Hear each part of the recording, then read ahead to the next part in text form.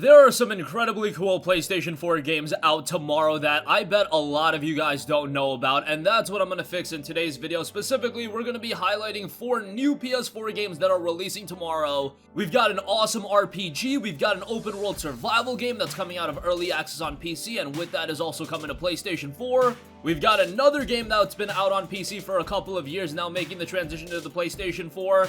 And we've got a game from the developers of Pokemon and Game Freak making its way to the PS4 as well. It's not Pokemon, but it's a pretty cool platformer, so we'll give that a mention at the end of it all. Kicking things off, I really want to get started with this awesome RPG, another game that's in early access on PC, and that is Fel Seal Arbiters Mark. This has been in early access since August of 2018, and it looks awesome. If you are a fan of tactical RPGs like Final Fantasy Tactics, this is a game to absolutely have on your radar. It's got an awesome visual style, looks to have a decent amount of content, and quite a bit of variety as well. The game is described as a turn-based tactical RPG with a focus on storytelling and strategic battles. You unfold a mature story as you progress through handcrafted scenarios, controlling your own group of arbiters with each character customizable from a wide selection of classes and abilities. It's a story-driven turn-based tactical RPG set in a fantasy world with a touch of steampunk. Take control of the Arbiter Kyrie, an agent of the Immortal Council tasked with preserving stability and order throughout the land. You'll also lead your troops through difficult encounters, experience an epic and mature story unfolding through over 40 story encounters and topped with challenging endgame content. You've got classic tactical combat battles with rugged terrain and elevation taking place on beautifully hand-drawn environments. Yes, it's got a little bit of an old-school look to it, but if you're not captivated by these visuals, I don't really know what to say. I think it's a stunning game to look at. You've also got a lot of depth in the gameplay. A deep and complex class system is included with over 20 classes and 200 abilities that let you truly customize every one of your characters through the selection of their class, subclass, and passives. Carefully craft the character you envision, be it a versatile generalist, a dedicated spellcaster, or a mighty foe-crushing specialist. And it not only has a lot of depth from its gameplay, it's got a lot of depth in its presentation as well, because you can customize your troops' appearance your way by selecting their portrait, outfit colors, and overall visuals from a wide selection. And then equipment will be plentiful as well. You'll be able to equip your army with over 240 pieces of equipment either purchased, gathered from fallen enemies, or created from crafting. As an RPG, you guys probably have some interest in where the narrative is going. Well, the story is set in a world where centuries ago, a brutal beast of destruction rent the world asunder. In this time of need, the first immortals came into their uncanny powers so great that they succeeded in destroying the beast, ravaging the land where all else had failed. To prevent such destruction from ever happening again, the Immortals banded together to form a council that would enforce order and stability on a global scale, stepping in at any hint of war or chaos. The Immortals might be vastly powerful, but they are few. Even they can't oversee all of the lands. This is why they rely upon their mortal agents, the Arbiters, to guard the land's people from the more day-to-day dangers they face. Arbiters range over the land, rooting out bandits, unruly monsters, and crooked officials. Their word is law. But not everything is sunshine and rainbows. One Arbiter uncovers the deepening corruption pervading her own order, and it falls to her to halt the spread of a threat as dire as the brutal beast of yore. The game touts that it's strongly influenced by games such as Final Fantasy Tactics and Tactics Ogre. I think that's a foregone conclusion. The tactical RPG stands on its own as a worthy successor of those classics, bringing a slew of improvements and additions to the tactics genre. Again, the game will be releasing tomorrow. As an early access title, it is priced at $29.99. I don't know what the final price will be. Usually when a game comes out of early access, it rises in price a little bit, so maybe it'll be $39.99, but the game looks compelling enough where I think it actually will be worth that. We'll keep you guys posted, and to let you guys also know, it's had a very positive reception on Steam. 93% of the 373 user reviews have been positive, so that's pretty good, and for RPG fans, this is definitely one to be on the lookout for.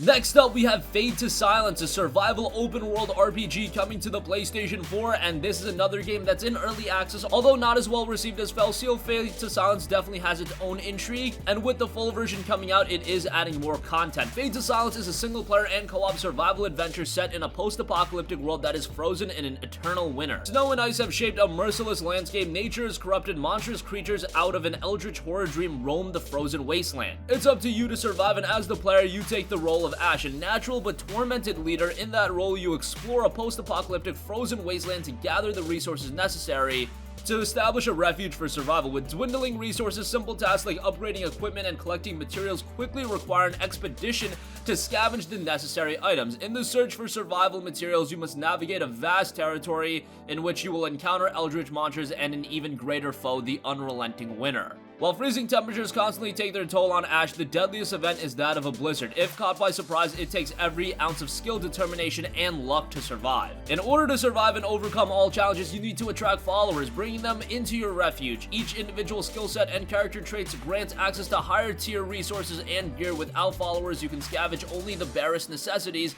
crafting only makeshift tools and weapons. The game touts a tense atmosphere and unforgiving gameplay. This is a strategist game, and exploration mode lets you roam the world and experience the story at your own pace. Explore a vast winter landscape. The launch version lets you explore a river delta, a dense forest region, and cultivated farmland of an 8-kilometer squared arena. Wolf sled expeditions recruit followers to get access to better gears, lead your followers and keep them alive, battle increasingly dangerous eldritch creatures that roam an apocalyptic world. 2-player co-op gameplay, and it's a game that lends you to trust yourself. Visually, the game looks great, and I'm excited to see how it makes the transition to the PlayStation 4. Again, not the best reception on PC, but I'm liking what I'm seeing, and I'm hoping they add enough new content to the final release to make it a more compelling game. We'll see how it turns out as Fates of Silence drops on the PlayStation 4 tomorrow.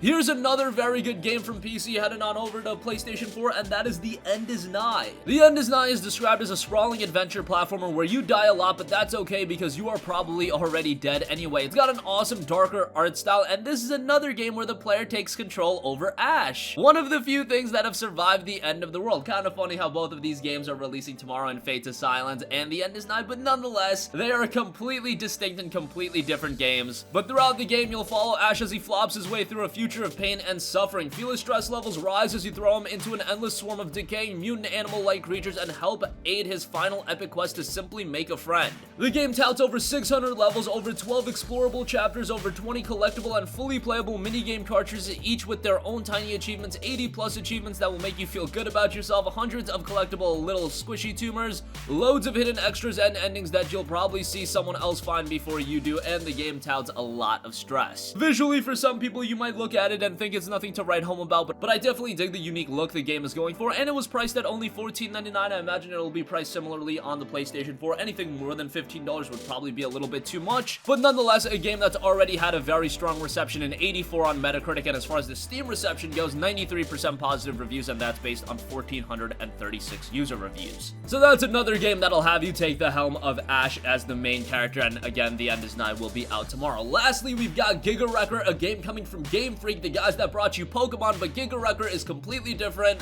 as it's an exciting 2D action-adventure title in the near future where Earth has been ravaged by robot invaders. The fate of the planet rests on the shoulders of a young girl who becomes more than human. Saved from death and cursed with cybernetic powers beyond comprehension, it's up to you to save humanity from the evil Ajit in this exciting new game from the legendary developer Game Freak. It combines frantic platforming, intense combat, and physics-based puzzle challenges into one exciting adventure. You'll smash enemies and destroy scenery, then manipulate the debris to create all kinds of weapons and tools that can help you. Throughout the game, you'll solve physics-based puzzles, overcome fiendish traps, and face off against powerful bosses hell-bent on your destruction, and you'll gather experience and blueprints to expand your skills and abilities, then take the fight to the evil Ajit and save humanity. This is another game with a great art style going on for it. It's been received pretty well on PC.